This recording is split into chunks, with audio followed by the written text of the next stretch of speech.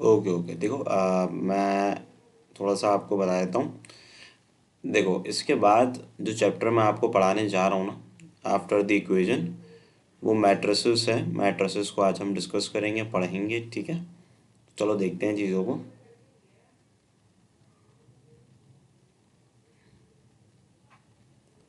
देखो, सबसे पहले अगर मैं मैट्रिसेस के बारे में बात करूं, तो देखो मैट्रिसेस का अच्छा खासा क्वेश्चन जो है वो अच्छी खासी यूनिवर्सिटीज़ में पूछा जा रहा होता है। नस्ट हो गई, फास्ट हो गई, तमाम तर जगहों में पूछा जा रहा होता है। तो सबसे पहले अगर मैं आपसे बात करूं मैट्रिसेस की ना, तो मैट्रिसेस होता है क्या, उसको समझते हैं। देखें, अगर मैं आपसे बात करूं मैट्रिसेस के बारे में, तो मैट्रिसेस की डेफिनेशन क्या होती है। देखो, आप इसको ये कहेंगे arrangement of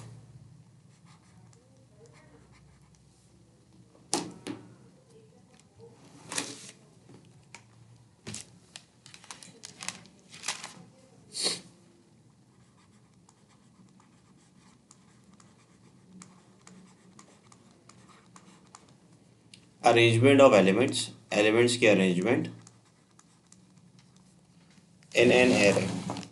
arrangement of elements in an array, array का मतलब रॉज एंड कॉलम्स में एलिमेंट्स को अरेंज करना।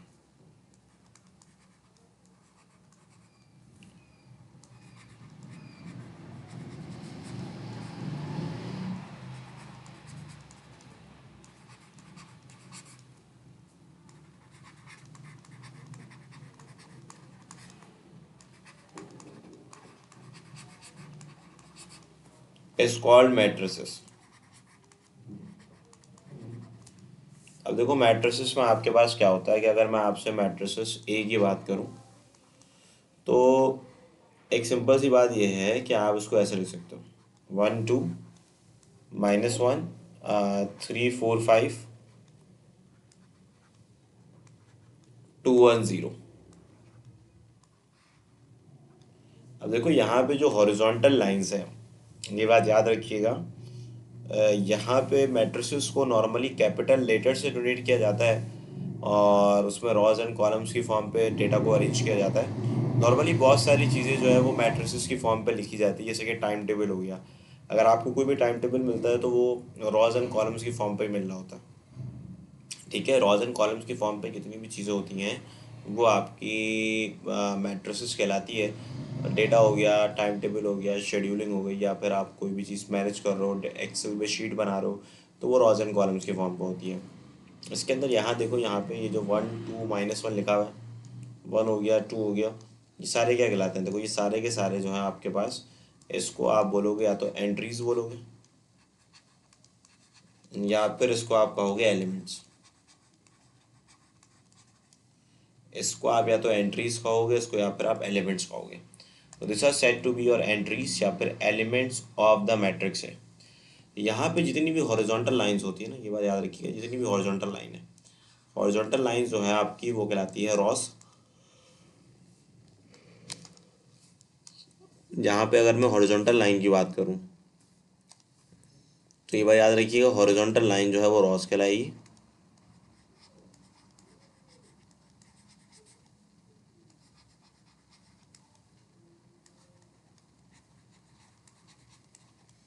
और वर्टिकल लाइन जो है वो आपका कॉलम्स कहलाएगा।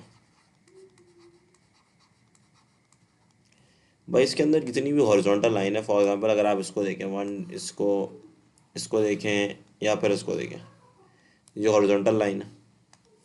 अब अगर ये हॉरिजॉन्टल लाइन है तो इसको आप इन हॉरिजॉन्टल लाइंस को क्या बोलेंगे, रॉस बोलेंगे। इसी तरीके से यहाँ पे जो वर्टिकल लाइंस है आपकी वो कॉलम्स कहलाती है। जैसे कि ये वर्टिकल लाइन हो जाएगी, ये आपकी क्या कहलाएंगी, कॉलम्स कहलाएंगी। तो अगर मैं इस पर्टिकुलर मैट्रिक्स के ऑर्डर की बात करूँ, देखो यहाँ पे इसका जो ऑर्डर है, इसको आप ओ और ए कह सकते हैं, यानी कि ओ और A order of the matrix है, that will be 3 by 3। 3 by 3 का मतलब है 3 जो है इसके अंदर वो रॉस है, 3 जो है वो नंबर ऑफ रॉस, और ये जो 3 है ये नंबर ऑफ कॉलम्स कहलाता है।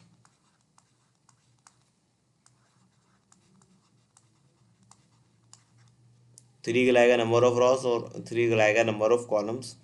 अच्छा, इसको आप कैसे पढ़ सकते हो? इसको आप पढ़ सकते हो इस तरीके से, इसको आप बोल सकते हो कि ऑर्डर हो गया, या फिर आप इसको साइज भी बोल सकते हो, यानी कि ऑर्डर या फिर साइज ऑफ द मैट्रिक्स से आप इसको इस तरीके से कह सकते हो। ठीक है,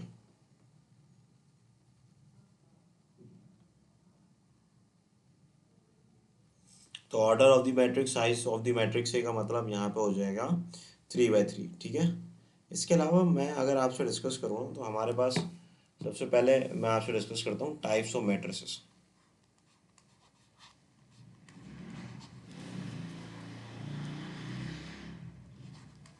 वह देखो, टाइप्स ऑफ मैट्रिसेस में जो सबसे पहली टाइप मैं आपसे डिस्कस करने जा रहा हूँ भाई, वो कहलाती है रॉ मैट्रिक्स।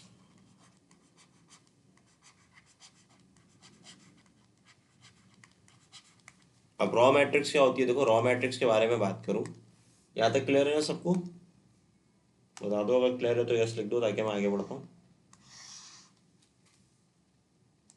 ठीक है, देखो अगर मैं रॉ मैट्रिक्स की आपसे बात करूँ तो रॉ मैट्रिक्स हमारे पास क्या होता है? Matrix containing only one raw.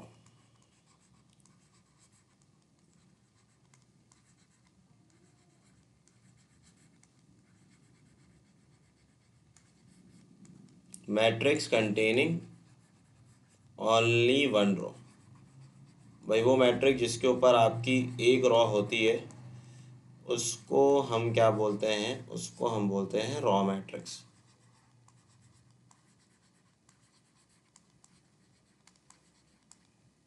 अब जैसे कि एग्जांपल मैं आपसे शेयर करता हूँ, फॉर एग्जांपल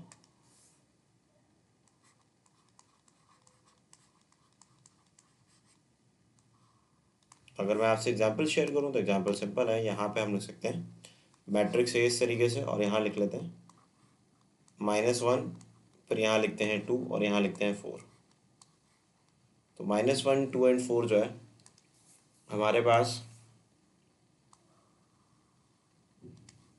इसमें एक रो है। तो ऐसे तमाम तर मैट्रिक जिसमें सिर्फ एक रो, ये ज़रूरी है रो का एक होना, कॉलम कितने भी हो, 12 हो, 10 हो, एक हो, तो ऑर्डर ऑफ द मैट्रिक्स ये जो है उसमें एक रो का होना ज़रूरी है। तो अगर एक रो होगी तो वो ऑर्डर मैट्रिक्स कहलाएगा, रॉ मैट्रिक्स कहलाएगा, सॉरी। इन जनरल अगर बात की जाए ना, इन जनरल, तो इन जनरल ये बात याद रखिएगा कि order of the raw matrix, order of the raw matrix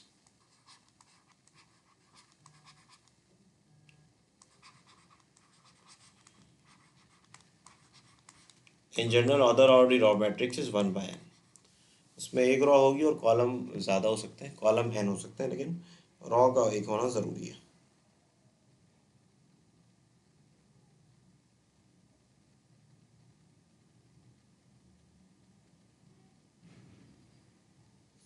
अब देखो, अब इसी के आगे ये तो हो गया रॉ मैट्रिक्स। देखो रॉ मैट्रिक्स के बाद, अब रॉ मैट्रिक्स के बाद हम पढ़ने जा रहे हैं column matrix.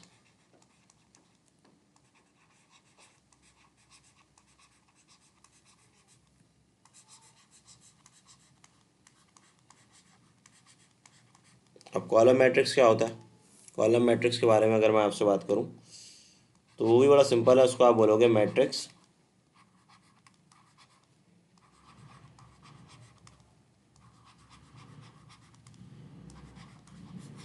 Matrix containing only one column. भाई वो मैट्रिक्स जो कि आपने पास एक कॉलम कंटेन करे, उसको आप बोलोगे इज कॉल्ड कॉलम मैट्रिक्स।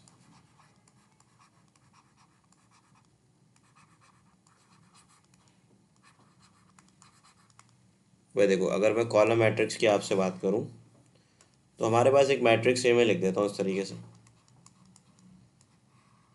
जो लिखा हुआ है 1, फिर लिखा हुआ है -2 और फिर लिखा हुआ है 3।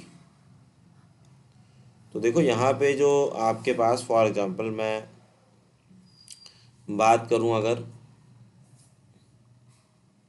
कॉलम की, तो कॉलम एक है।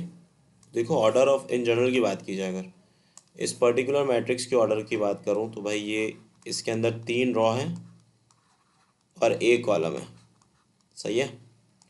तो अगर हम इन जनरल बात करें, इन जनरल,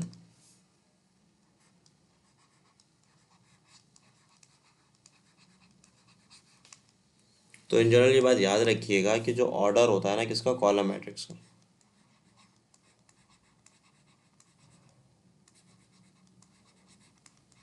वो होता है n/1। Number of Ross n होती है, कॉलम एक होता है। ठीक है। अब इसी के आगे हमारे पास एक और मैट्रिक्स होता है जिसको हम कहते हैं रेक्टेंगुलर मैट्रिक्स। अब रेक्टेंगुलर मैट्रिक्स क्या होता है, देखो भाई।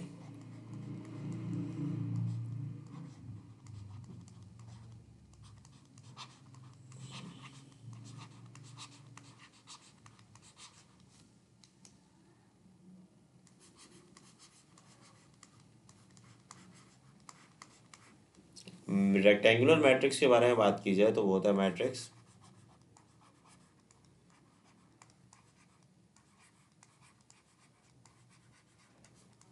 मैट्रिक्स डज नॉट हैव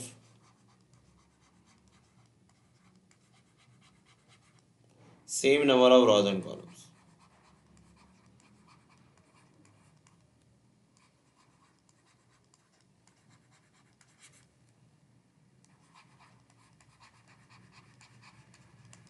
भाई ऐसे मैट्रिक्स जिसके अंदर रॉज एंड कॉलम सेम ना हो। एग्जाम्पल,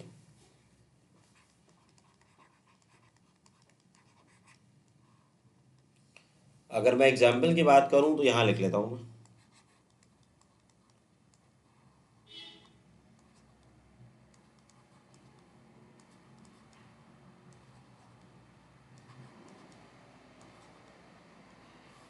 तो देखें इसके अंदर रॉज एंड कॉलम सेम नहीं है।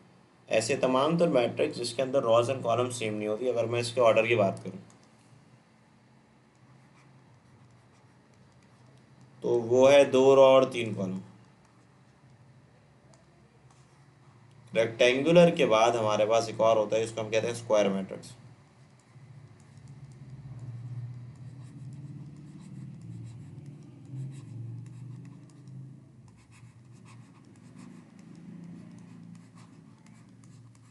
भाई देखें स्क्वायर मैट्रिक्स के बारे में बात करूं, matrix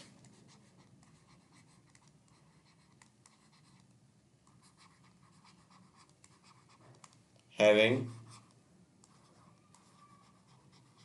same number of rows and columns.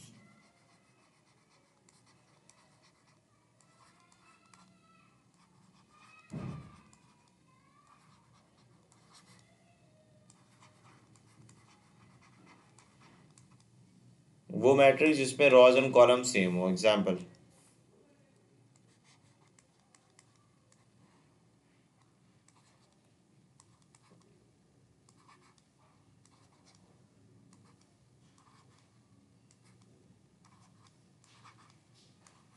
इसमें देखें रॉज भी 3 है, कॉलम भी 3 है।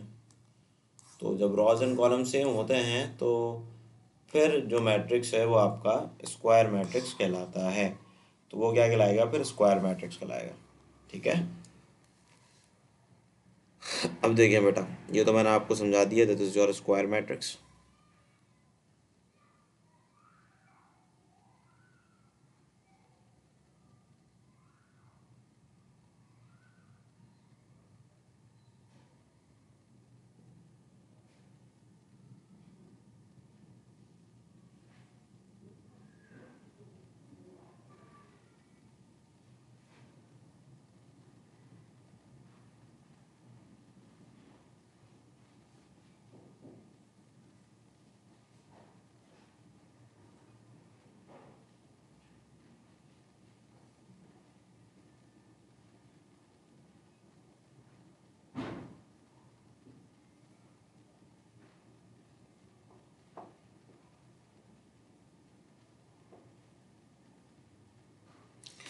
ये मैंने आपको बता दिया ये क्या कहलाता है। ये आपका रेक्टेंगुलर कहलाएगा, स्क्वायर मैट्रिक्स कहलाएगा। ये बात मैंने आपको समझा दी, बता दी।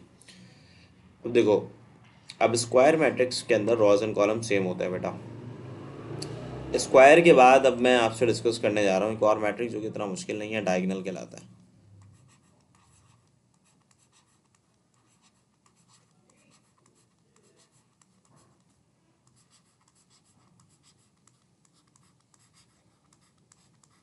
देखो भाई, डायगोनल के बारे में अगर मैं बात करूँ, आप ये बोलेंगे matrix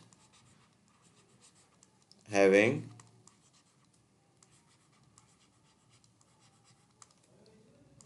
matrix having same elements, sorry not same element, matrix having non zero element, matrix having non zero element only on its leading diagonal.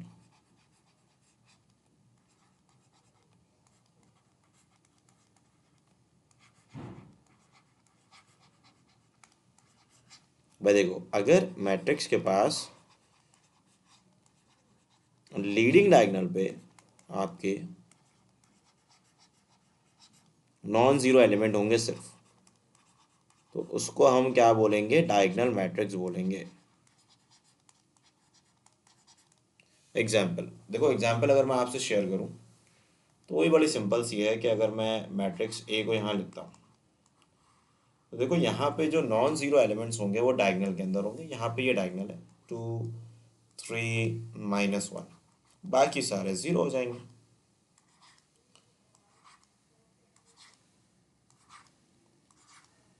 ठीक है, बाकी सारे क्या हो गए, ज़ीरो। अब देखो यहाँ पे अगर मैं आपसे डिस्कस करूँ तो हमारे पास ये मेन डायगोनल है।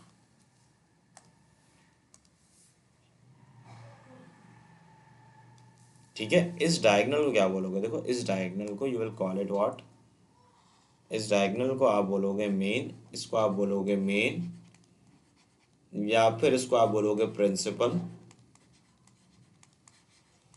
या फिर आप इसको लीडिंग बोलोगे, क्योंकि देखो लीडिंग मेन या प्रिंसिपल डायगोनल इसको कहा जाता है, इसको बोलते हैं लीडिंग डायगोनल।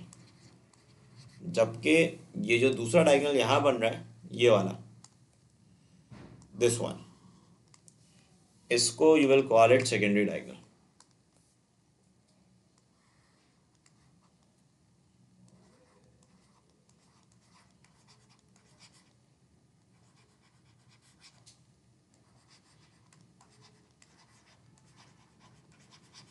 इसको आप क्या बोलोगे, सेकेंडरी डायगोनल। तो अगर हम एक मैट्रिक्स की बात कर रहे हैं ना बेटा, तो बहुत सिंपल सी बात यह है कि हमारे पास अगर एक मैट्रिक्स मौजूद है ए, तो इसके जो डायगोनल होगा ना, डायगोनल, डायगोनल में आप क्या लिखोगे, देखो डायगोनल में आप ऐसे लिख दोगे। असल में एक और चीज़ मैं आपको समझाता हूँ, position of element. For example देखो यहाँ पे मैं कुछ एलिमेंट्स लिख रहा हूँ, तो अगर आप इन एलिमेंट्स को देखते हैं तो एक बड़ी सिंपल सी बात यह है, यहाँ पे मैं ए लिख रहा हूँ, भाई ये आपकी फर्स्ट रो है, ठीक है, ये आपकी सेकंड रो है, ये आपकी थर्ड रो है, ये आपका पहला कॉलम है,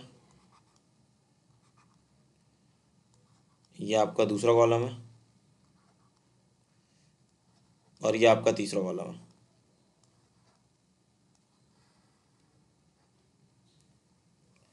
अब देखो, ये जो पोजीशन होगा, यानी कि इस पर्टिकुलर एलिमेंट की जो पोजीशन है, वो पहला रो पहला कॉलम है, ये पहला रो सेकंड कॉलम, ये पहला रो थर्ड कॉलम, ये second row first column, second row third second column, second row third column. तो अगर आप डायगोनल के एलिमेंट्स को देखें, डायगोनल के एलिमेंट्स में खास बात क्या है, डायगोनल के एलिमेंट्स को अगर मैं आपको बोलूँ कि आप इसको थोड़ा कंसीडर करें, तो आपको क्या खास बात लग रही है, कोई आंसर कर सकते हैं इसको। हाँ मिसबा और मशल, डायगोनल और नॉन डायगोनल में क्या डिफरेंस लग रहा है आपको।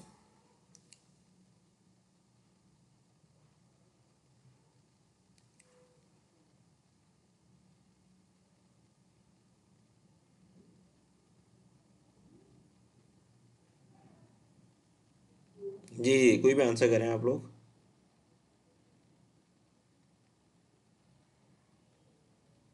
हाँ ये तो है, लेकिन पोजीशन के रिस्पेक्ट से कोई डिफरेंस दिख रहा है।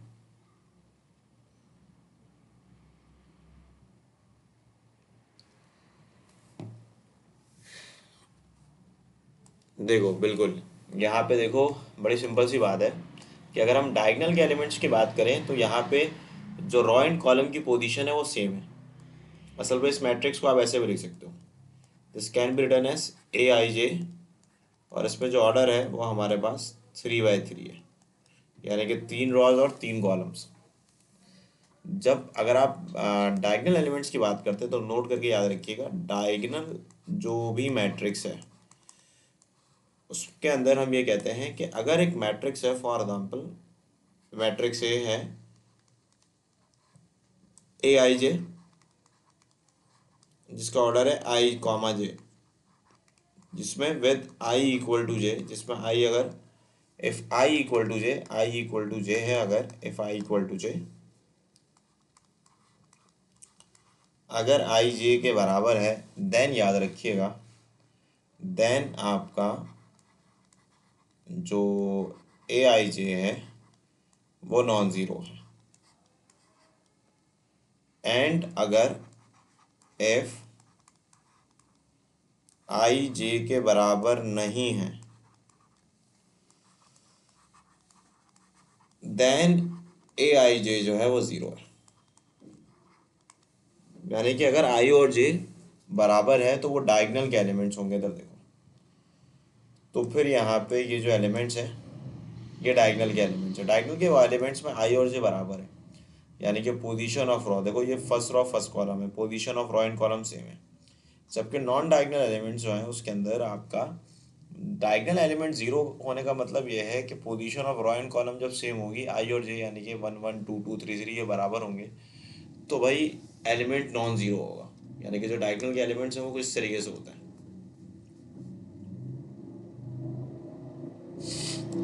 आप लिख दो A11 A22 A33 और आगे बढ़ते जाओ ANN। ये सारे आपके क्या कहलाएंगे, ये सारे कहलाएंगे डायगोनल एलिमेंट्स।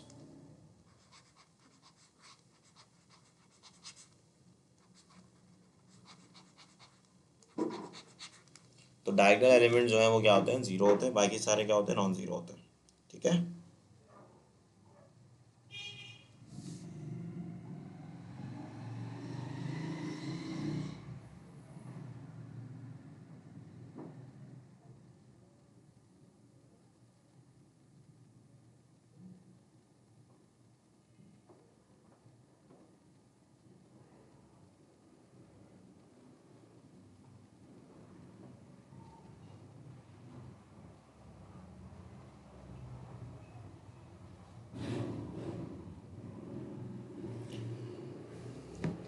अब देखो बेटा, अब इसी के आगे मैं अगर आपसे बात करूं, ये तो मैंने आपको पूरा समझा दिया कि डायगोनल मैट्रिक्स क्या होता है, रॉ मैट्रिक्स क्या होता है, रेक्टेंगुलर क्या होता है, कॉलम क्या होता है, सारी बातें मैंने आपसे डिस्कस करी। अब इसके बाद ना हमारे पास कुछ और टाइप्स भी आते हैं। जैसे कि मैं आपसे बात करूं तो हमारे पास एक और टाइप आता है, that is said to be your scalar matrix. अब स्केलर मैट्रिक्स क्या होता है, देखो स्केलर मैट्रिक्स के बारे में मैं बात करूं तो आप बोलेंगे मैट्रिक्स हैविंग, आप बोलेंगे matrix having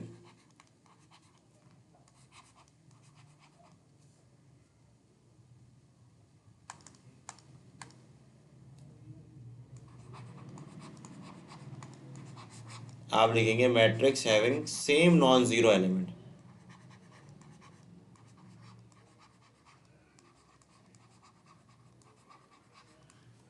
same non zero element on it's leading diagonal.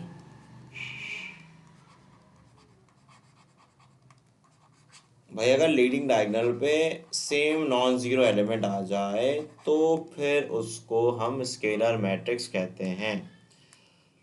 For example एक मैट्रिक्स ए लिखा हुआ है, अगर उसके डायगोनल में लिखा हुआ है रूट ए, फिर दोबारा लिखा हुआ है रूट ए, और फिर लिखा हुआ है रूट ए, और बाकी सारे एलिमेंट्स जो कि नॉन डायगोनल हैं अगर वो ज़ीरो होते हैं तो उसको हम स्केलर मैट्रिक्स बोलते हैं।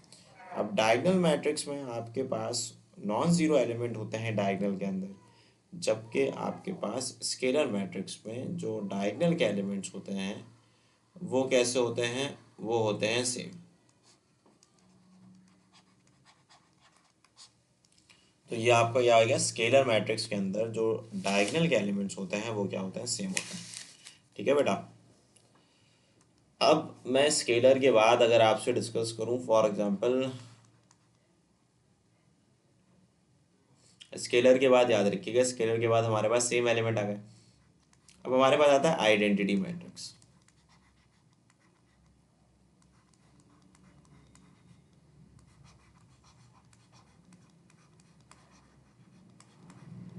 देखें, आइडेंटिटी मैट्रिक्स क्या होता है? सिंपल सी बात है, आइडेंटिटी मैट्रिक्स के बारे में बात की जाए तो आप बोलोगे मैट्रिक्स हैविंग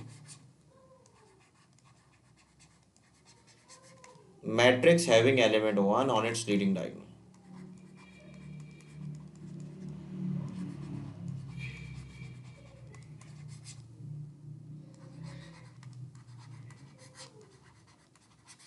यानी कि एलिमेंट 1 होगा लीडिंग डायगोनल में।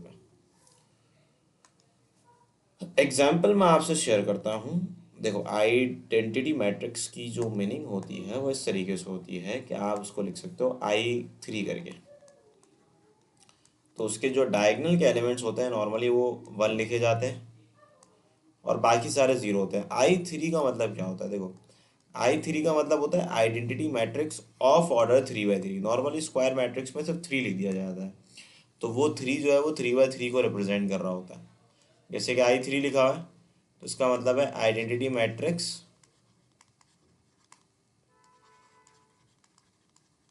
Of order 3 by 3। ठीक है। इसी तरीके से I4 लिखा हुआ होगा तो उसका मतलब है identity matrix of order 4 by 4। Scalar हो गया, आइडेंटिटी हो गया। उसके बाद मैं आपसे डिस्कस करने जा रहा हूँ null matrix.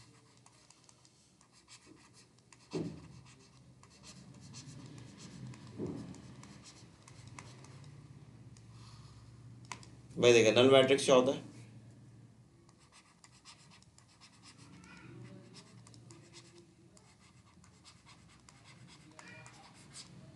Matrix having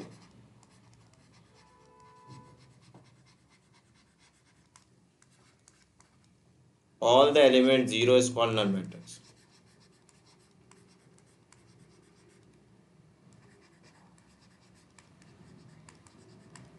normally इसको ना O से रिप्रेजेंट करते हैं, इस तरीके से O3।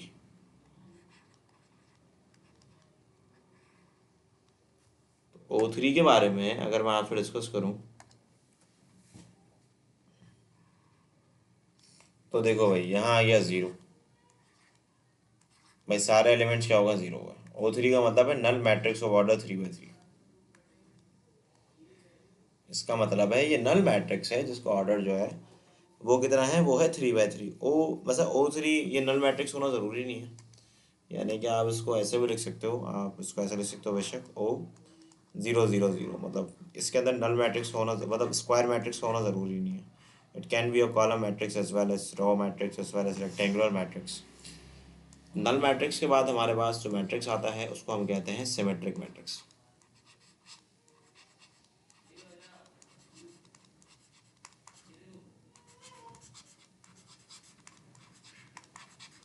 अच्छा, सिमेट्रिक मैट्रिक्स क्या होता है? देखो भाई, सिमेट्रिक्स मैट्रिक्स के बारे में बात करूँ तो होता है आ स्क्वायर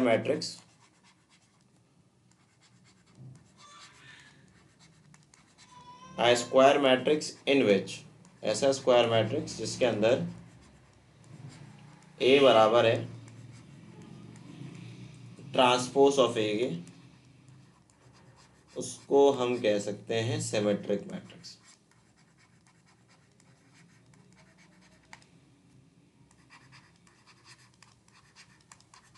अच्छा, इसके अंदर क्या होता है? इसके अंदर देखो, मैं अगर एक मैट्रिक्स लिखता हूँ ए, तो उसके डायगोनल के एलिमेंट्स में आप लिख सकते हो 2 - 1 4, ऐसे लिख सकते हो। कुछ भी एलिमेंट लिख दो, मर्जी आपकी, डायगोनल आपके ऊपर है। अब जो ये एलिमेंट्स होते हैं, जैसे कि यहाँ पे आप लिखते हो 3 तो यहाँ पे भी आप 3 लिखो। यहाँ आप 4 लिख रहे हो तो यहाँ पे भी आप 4 लिखो। यहाँ आप 5 लिख रहे हो तो यहाँ पे भी 5 लिखो। तो ये जो एलिमेंट्स कहलाते हैं ना, यहाँ जो लिखे हुए जैसे कि 3 और 3, ये एलिमेंट्स कहलाते हैं क्या? ये एलिमेंट्स आपके कहलाते हैं सिमेट्रिक एलिमेंट्स।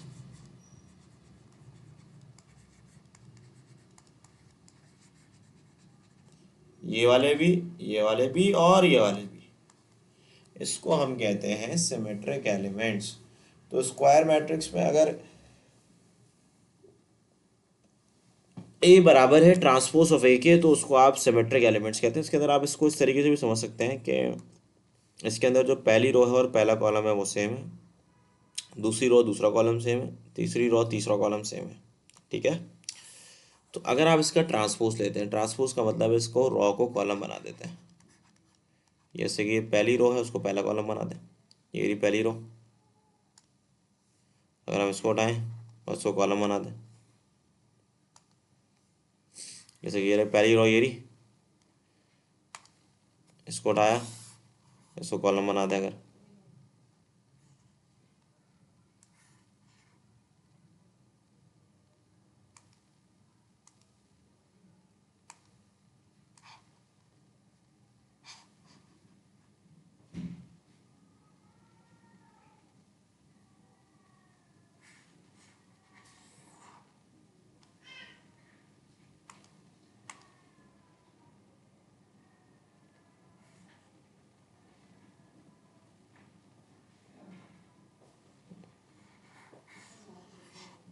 अच्छा ये ऐसे नहीं होगा। देखो इसी को अगर मैं कॉलम बना दूं, यहाँ लिख दूं 2 3 4, ये पहला कॉलम बन गया। अब ये दूसरी रो, उसको कॉलम बना दिया जाए, 3 -1 5, और ये जो तीसरी रो है अगर मैं उसको भी कॉलम बना दूं, तो देखो मैट्रिक्स चेंज नहीं हुआ। असल में होता यह है कि जब हम ट्रांसपोज लेते हैं ना, तो फिर जो ये वाला एलिमेंट है ना, ये थ्री यहाँ चले जाता है और ये थ्री यहाँ आ जाता है, ये थ्री यहाँ आ जाता है। तो उसमें इसकी वजह से ना कुछ चेंजेस आती नहीं है, क्योंकि ये चेंज हो जाते हैं। अब ये वाला 4 है, ये वाला 4 उठता है, ये वाला 4 उठ के यहाँ आ जाता है, और ये वाला 4 वहाँ चले जाता है। इसकी वजह से कोई चेंजेस नहीं आती। ये वाला 5 उठता है, यहाँ से वहाँ चले जाता है, ये वाला 5 यहाँ आ जाता है। तो क्योंकि ये जो इंटरचेंजिंग एलिमेंट है वो ही सेम है, इसकी वजह से ट्रांसपोज में कोई चेंजेस नहीं आती। तो ये आपका कहलाता है सिमेट्रिक मैट्रिक्स। ठीक है, सिमेट्रिक के बाद मैं आपसे अगर डिस्कस करूं स्क्यू सिमेट्रिक,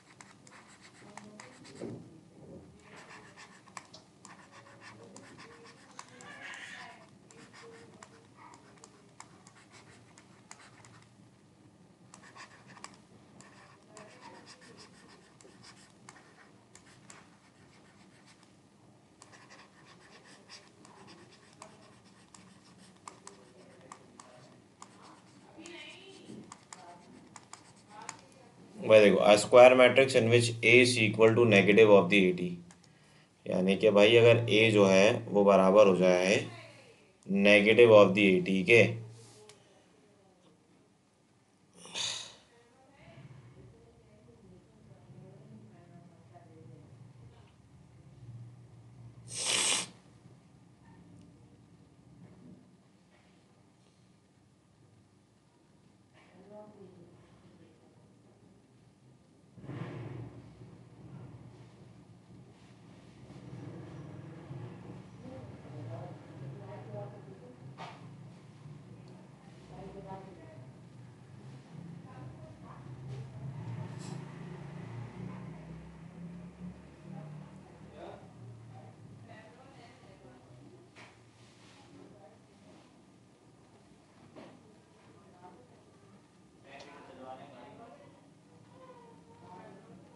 भाई देखिए इसमें क्या है, ए बराबर है नेगेटिव ऑफ द एटी के। एग्जाम्पल मैं आपसे शेयर करता हूँ।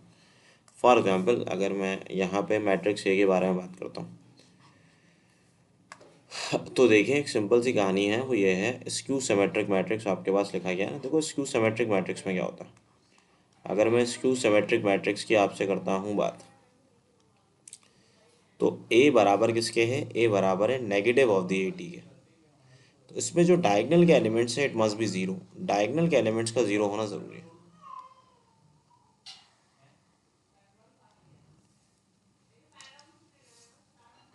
जबकि सिमेट्रिक एलिमेंट जो हैं वो साइन चेंज होएगी। देखो ये 5 है तो ये -5 कर दो, ये -6 है तो उसको 6 कर दो, ये -7 है तो उसको 7 कर दो। तो इधर देखो इसके अंदर जो एलिमेंट्स लिखे गए हैं ना, फॉर एग्जांपल देखो ये वाले हो गए या फिर ये हो गया, तो इसमें साइन चेंज हुई हुई है। आप देखो ये भी चेंज है, साइन चेंज हुई हुई है। तो अगर साइन चेंज हुई हुई होती है ना, तो फिर याद रखना कि सिमेट्रिक एलिमेंट्स में डायगोनल के एलिमेंट जो है वो ज़ीरो होना ज़रूरी है। इसके अंदर ज़ीरो भी हो सकते हैं, ज़ीरो के अलावा भी हो सकते हैं, जबकि स्क्यू सिमेट्रिक में ज़ीरो ही होंगे। अब आप इसका ट्रांसपोज निकालें अगर, तो आप रो को कॉलम बना देंगे, तो जो पहली रो है वो पहला कॉलम बन जाएगी, और जो दूसरी रो है वो दूसरा कॉलम बन जाएगा।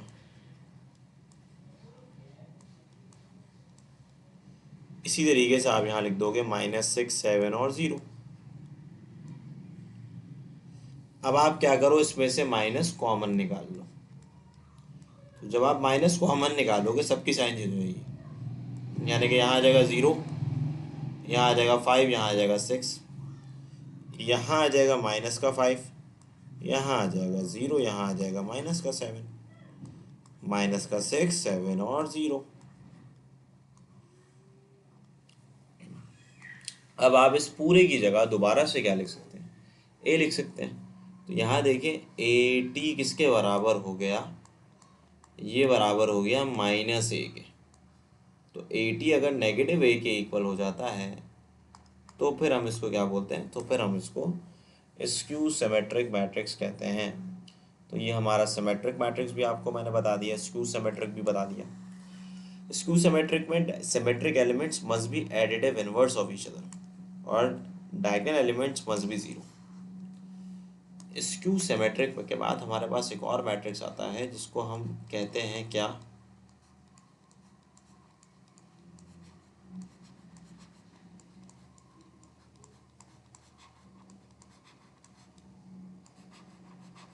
जिसको हम हर्मिशियन मैट्रिक्स बोलते हैं। ये भी इसी की तरह होता है। अच्छा, हर्मिशियन मैट्रिक्स क्या होता है देखें।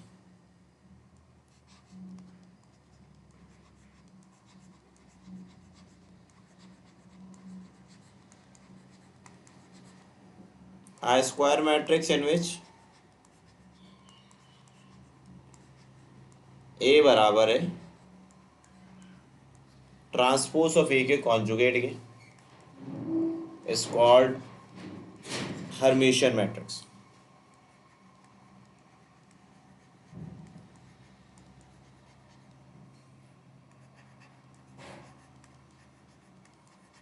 जैसे कि मैं आपसे एग्जांपल शेयर करूं, तो इसके अंदर जो डायगोनल के एलिमेंट्स है वो आप ऐसे लिख सकते हो 2, -1 और 4, जबकि सिमेट्रिक एलिमेंट्स एक दूसरे के कॉन्जुगेट होते हैं। फॉर एग्जांपल यहाँ आप लिख रहे हो 2 + आयोटा, तो यहाँ आप लिख लो 2 - आयोटा, यहाँ आप लिख रहे हो 3 + आयोटा, तो यहाँ आप लिख लो 3 - आयोटा, यहाँ आप लिख लो 5 + 2 आयोटा, तो यहाँ आप लिखोगे 5 - 2 आयोटा। तो भाई ये एक दूसरे के क्या होते हैं, ये एक दूसरे के कॉन्जुगेट होते हैं, यानी कि ये इसका कॉन्जुगेट होगा, ये इसका कॉन्जुगेट होगा, ये इसका कॉन्जुगेट होगा। तो जो सिमेट्रिक एलिमेंट्स हैं वो एक दूसरे के कॉन्जुगेट होंगे, जबकि जो आपके एलिमेंट्स हैं that is written on the diagonal element, ये जो डायगोनल एलिमेंट्स लिखे हैं ये diagonal elements it must contain the real entry. ये इसके अंदर हमारे पास जो इमेजिनरी पार्ट है, imaginary part of complex number कह लो या imaginary part of a number कह लो, इट मस्ट बी 0। तो अगर मैं फॉर एग्जांपल इसका ट्रांसपोज निकालता हूँ, तो ट्रांसपोज की मीनिंग होगी आप रो को कॉलम बना दोगे, यानी कि जो पहला रो होगा वो पहला कॉलम बन जाएगा, यानी कि यहाँ लिख लोगे 2, यहाँ लिख लोगे 2 + आयोटा, यहाँ लिख लोगे 3 - आयोटा।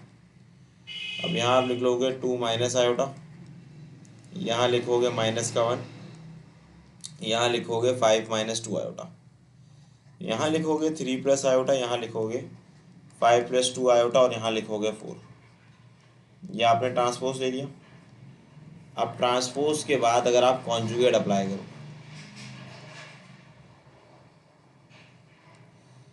तो जब आप कॉन्जुगेट करोगे ना अप्लाई,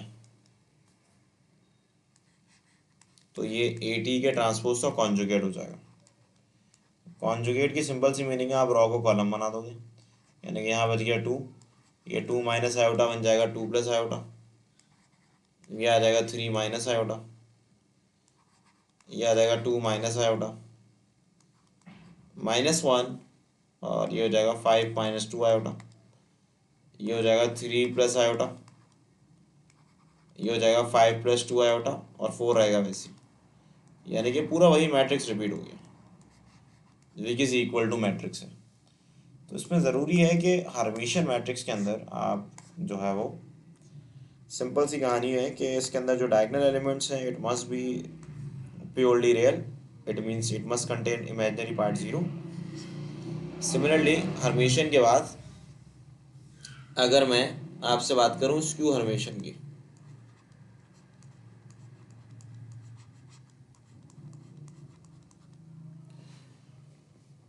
तो देखिए स्क्यू हर्मिशियन क्या होता है।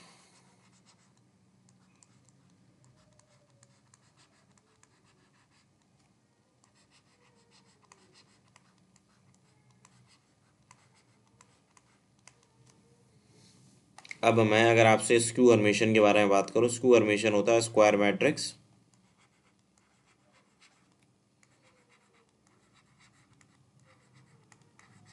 in which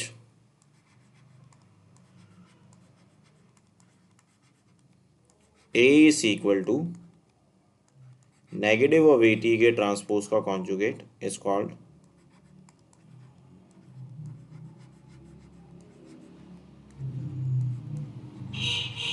skew Hermitian matrix.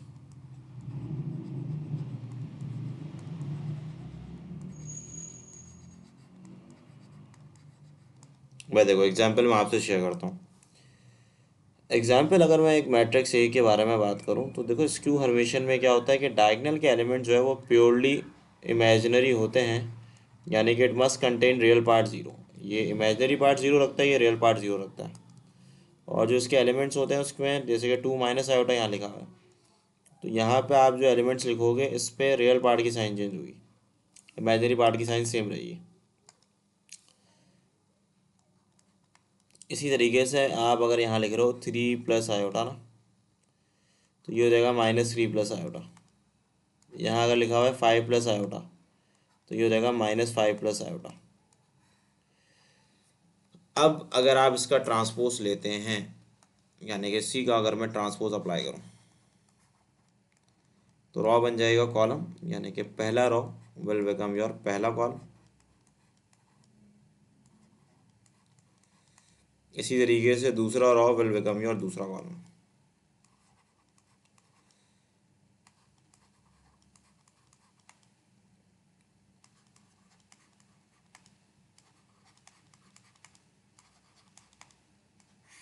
ये आपने लिख दिया, दूसरी रो को दूसरा कॉलम बना दिया। सॉरी, 3 प्लस आयोटा बना।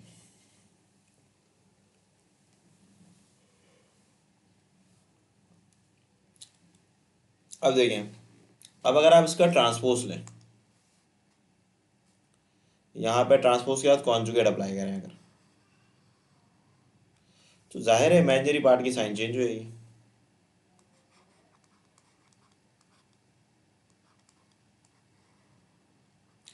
यानी कि ये माइनस आयोटा हो जाएगा, ये क्या होगा बताओ, -2 प्लस आयोटा, ये हो जाएगा -3 माइनस आयोटा, ये हो जाएगा 2 plus iota, -2 iota, 5 minus iota, 3 minus iota, -5 minus iota, और -3 आयोटा। उसके बाद अगर आप माइनस कॉमन निकालें,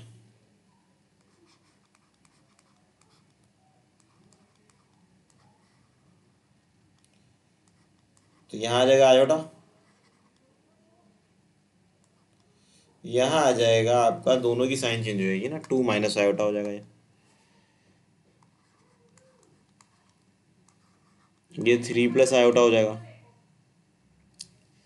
ये -2 माइनस आयोटा, ये 2 आयोटा, ये -5 प्लस आयोटा, ये -3 प्लस आयोटा,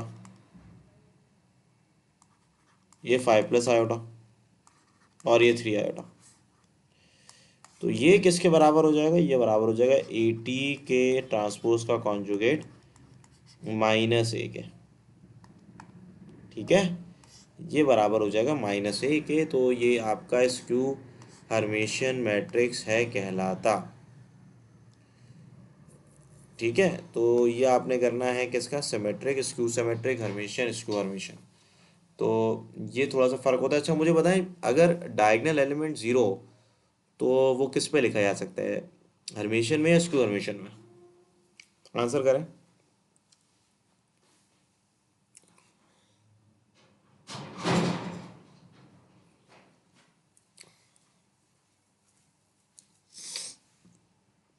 हाँ मिस बैंड ज़रा बताएं, मशाल।